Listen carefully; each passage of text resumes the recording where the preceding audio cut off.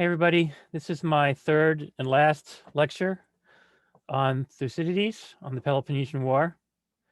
I'll talk about the middle chapters of the book and then focus in on the invasion of Sicily that, though not the exact last military action of the war, was the event that most people think sunk Athens, and that it was inevitable at that point that they were going to lose the war once the invasion didn't turn out the way they wanted it to in Sicily. So we'll talk about that as well. In terms of chapters 4 through 6, there were some particular kinds of issues I just wanted to focus on. I know there's a lot of material there. There's quite a bit of discussion of different generals, different political leaders, different city-states, different peoples who were involved in the war in one way or another. Many of them who were on the Lacedaemonian side, who the Athenians were trying to defeat. Those on the Athenian side, the Lacedaemonians were trying to defeat, and those that were just sort of in the middle or maybe trying to remain neutral, and one side or the other trying to convince them, to assist either Sparta or Athens in the war. And I think those sections of the book, 4 through 6, really, I think, bring into focus issues of justice and power in the war and how those were dealt with at the time. And something that I'll focus on in particular, after just briefly going over some of the events from chapters 4 through 6, which is called just war theory, which goes back a long way, maybe it's back as far as the Bible, and is definitely something that figures into, I think, our efforts to understand and interpret what was going on in these chapters, and what were some of the kinds of thinking, the kinds of issues that really had to be taken into account when it came to how you were going to treat your allies, how you're going to treat your colonies, and how you're going to treat traitors potentially in your colonies, typically, rising up against you, maybe just because they didn't like the way they were being treated. Maybe they were considering going over to the other side in the war, something like that. And then also how Sparta and Athens treated each other. And so at the end of this section, I'll kind of highlight that a little bit, and then I'll move on to discuss the invasion of Sicily. So again, some of the important things here, I think, in 4 through 6, and I'll give some particular events as examples that bring out some of these issues. The first one is from chapter 4, and it's when the Lacedaemonian ambassadors were captured through trickery by Athenians. Remember, Lacedaemonians are the large group of peoples who are fighting with Sparta, in the war. And they were going to be traveling, some of their ambassadors, and there happened to be some Athenian ambassadors who were also doing some traveling, and worked with one of their, the people that they were in talks with, and kind of convinced them into capturing these Lacedaemonian ambassadors for them and turning them over to the Athenians, which they did eventually. And then the issue after this becomes, what do we do with these ambassadors, right? And there were discussions and comments about the fact that they had, one or two of them had done some things against Athens that were either not forgivable or that really caused a lot of death and destruction and pain and suffering, etc. And that perhaps, just as the Lacedaemonians had killed Athenian merchants and sailors on merchant ships, along with the allies of these Athenian merchants, and remember that the Athenians did have these large colonies around the Aegean, so there were merchant ships not just from Athens that they were depending on for goods, but also from these colonies around the Aegean. And the Lacedaemonians just took up as a main practice that they should capture these ships and actually kill the sailors on these merchant ships. This basic kind of thing has been done a lot in war, probably most famously during World War II, when the Germans tried to isolate Britain during the war and starve it to death. And obviously, Britain needed, and England in particular, large convoys coming from North America to bring them the millions of tons of goods they needed to survive being surrounded by the Germans. And this is where the Germans were very famous for their use of submarines and submarine warfare. And they basically were trying to get England to give up by keeping them from getting these goods into the country they needed and being isolated they were. And England did depend a lot for certain kinds of goods on the United States, for example. And they were hoping that in being able to do this, the Germans were, that they would not have to invade England and England would just give up. We know that even though these blockades ended up being fairly successful for the Germans, and they sunk millions and millions of tons of merchant ships. These merchant ships started traveling in convoys, and they had to figure out how to try and protect themselves in these convoys from these German submarines. But just enough things got through to England that they were able to survive, which is why Germany had to launch what was called the Battle of Britain, right? This air war against Britain. They figured if they could bomb all the airports and shoot down enough British planes, that they could invade England. It would be much easier for them to do, because England did have a very large, very powerful, air force, but they did not want to have to engage them. They wanted this blockade to work, and it didn't, etc. But that's just kind of one example of this. And there were questions about the treatment of the German Navy and the German High Command of these merchant ships. Should they kill the people on the merchant ships, or just sink the ships and take the goods? Should they help to pick up any survivors? It's difficult to do that when you're in a submarine and they're packed full of people. There came to be a time when, as a way of fighting against this, the Americans in particular fitted out ships to look like they were merchant ships, but actually they had weapons on them, and to try to lure these submarines in and attack them.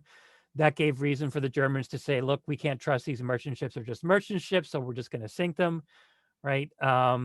Questions, the sinking of the Lusitania, and the question of whether or not it, even though it was supposedly an ocean liner, was carrying ammunition and other things that England needed to fight the war as it was traveling from North America to England. So long history of this kind of thing.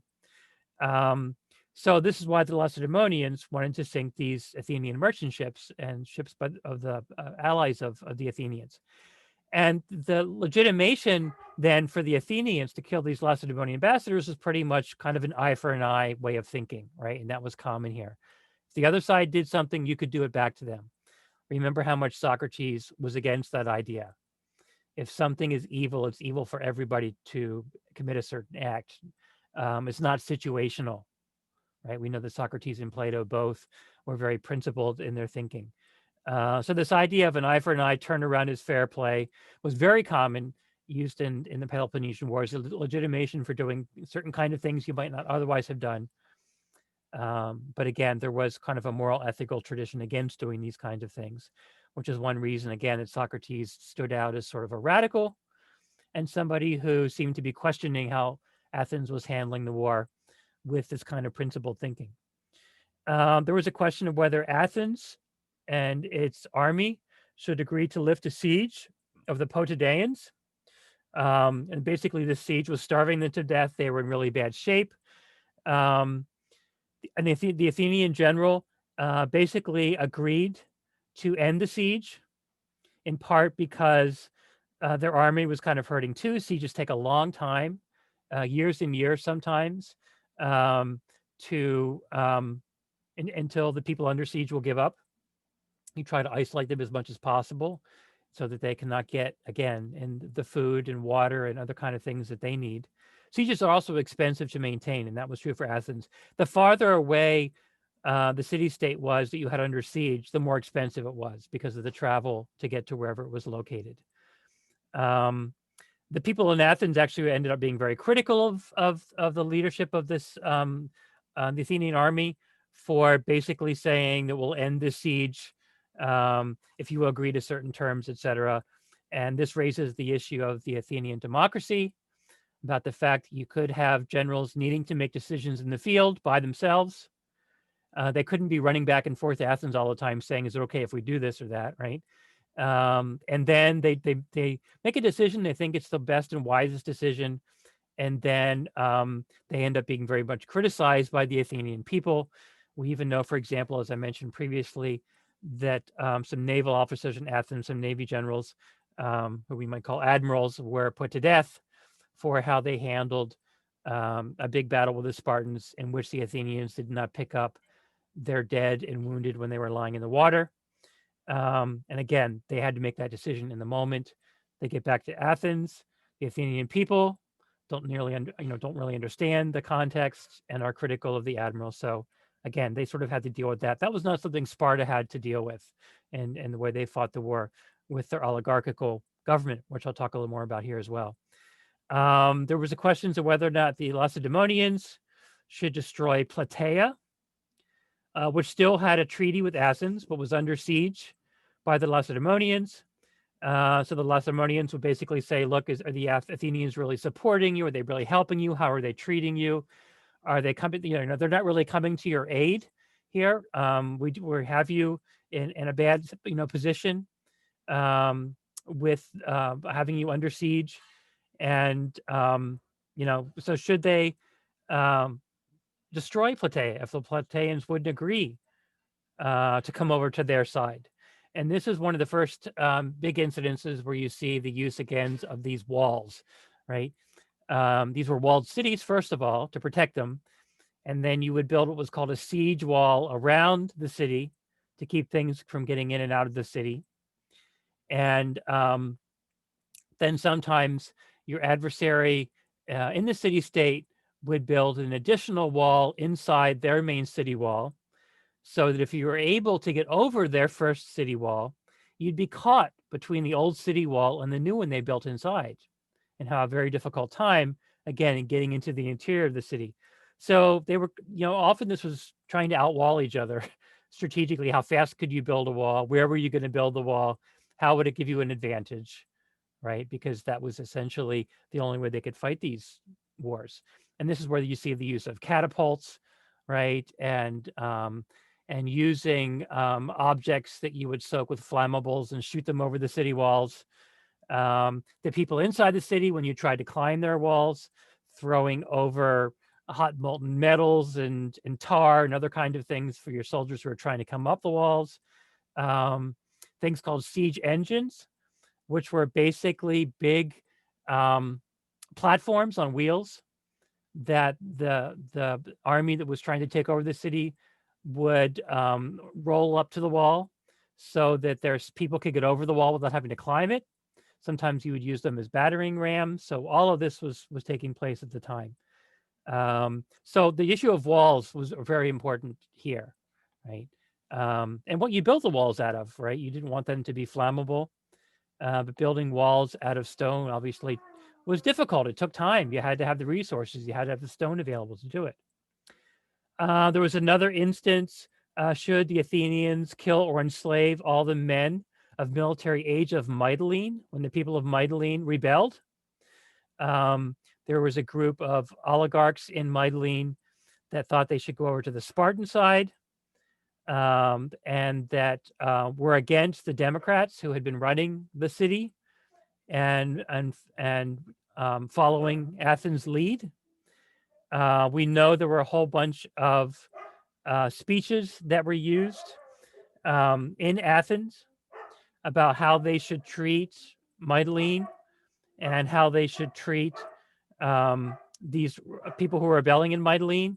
Should they just kill the people who went over to the side of the oligarchs? Should they kill all the people of military age who might go against them? What would better serve not just their short-term interests, but also their long-term interests? And so you had the speech of Cleon basically saying yes, we should destroy them all. We should kill all the men of military aids, and the ships left to go off to Mytilene to do this. Diodotus, another speaker, came on and basically said, no, we shouldn't do this. We need to think about our long-term prospects. We need to have the support of the Mytilean people. We don't want to do something that's really too short-sighted. We're just going to anger them against us more if they're able to survive this. And so they changed their minds. And so they had to send another ship to catch the first ship to stop the people who were going to kill all the men of Mytilene of military age. They got there just in time to do that. But again, it showed the kind of challenges of trying to prosecute a war when you were using a form of democracy, right? When you had to have the decision of the people or a large group of the people, the citizens, when you made those decisions. And when you were fighting a war, often at places that were a long way away at a time when it took a long time to travel from Athens, for example, to Mytilene or Potidæa or to one of these cities. Another important issue, if we jump to chapter 5, which focuses on the civil war in Corcyra. And it was sort of, how is Athens going to respond to this civil war? Corcyra belonged to Corinth, which was a major Spartan ally. And there had been signs of an internal rebellion in Corcyra, and Athens kind of got involved to help stir that up. That's something that has happened historically in many instances with the United States government when there were unrest in places that had authoritarian regimes, and people were it looked like people were going to start rebelling, et cetera. The United States would support the rebels because they supposedly, if they were supported by the U.S., would become U.S. allies, and they would get rid of these authoritarian regimes, et cetera. So again, this is something that happens a lot as well. So Athens was supporting these people who were rebelling, who maybe wanted to come over to Athens' side if Athens helped them. And so it was a kind of a situation where it was the oligarchs who wanted to maintain Corcyra the way it was currently being run and wanted to stay with Corinth, versus those Corsyrans who wanted to break with Corinth and become more independent with the help of Athens. And they talked about how horrible some of the instances were during the Civil War. This brings up the human nature issue again, like we saw with the plague in Athens. What happens when people were put under incredible situations of duress, right? When their lives are in danger, when they're concerned that they're not going to have the basic needs they need for survival, water, food, those kinds of things, that human beings are basically capable of anything. That's a theme, I think, of Thucydides throughout the history, is to point that out. It's not a question of are people in Athens somehow naturally better than people in Sparta or the other way around, or any of the other peoples. They, of course, wanted to all believe they were superior. As I mentioned in the last lecture, they wanted to believe, many of them, that they were sort of independent, and that their cultures were independent, and their dialects were the correct dialect of whatever language they were speaking, et cetera. So you saw a lot of these atrocities occurring similar to the plague in Athens. And so, the question of, did Athens want to be involved in this civil war? How would it be involved, et cetera? So that was an instance from chapter 5. Chapter 6 was the Lacedaemonian general Brasidas, who was a very powerful, very well-known general, who took an army to the northern part of Greece, up in the area of Thrace, which was generally on the side of Athens. Remember, if you go kind of northern Greece and then go up around the northern part of the Aegean and in the eastern part, that was largely controlled by Athens. But those areas didn't necessarily have a big military presence of Athenians there. And Brasidas was going to the north of Athens to try and see if he could get Athenian allies that maybe had not been well protected by the Athenians to come over on their side, the side of the Lacedaemonians. You'll remember that Thucydides, first of all, his family was actually from Thrace. That's where they had their mines. That's also where he was put in exile and where he wrote most of the history of the war from, as far as we understand it. He was actually given an area in northern Greece to defend from the Spartans. But again, the Spartans did not do a very, the Athenians did not do a very good job defending this territory. And Thucydides was basically given a job that was undoable. And Brasidas knew this. He knew that there were these places farther away from Athens that Athens couldn't really protect, and that they might be able to come over on the side of Sparta if Brasidas and his army could convince the people that we will protect you, even though the Athenians clearly aren't. And I think the fact that Thucydides was given an area in Thrace to defend, was unable to do that, shows that the Athenians did not really protect all the people in those areas. So how should Brasidas, treat these Athenian allies? And then lastly, how should the Athenians treat Lacedaemonian allies in a place called Milos? And most of chapter 6 is a back and forth between Athens and the people of Milos. People of Milos basically trying to say, what's in it for us if we come over to your side, if we agree to allow you to occupy our city, and what might be in it if we decide to, stay with the Lacedaemonians, or increase our relationship with the Lacedaemonians.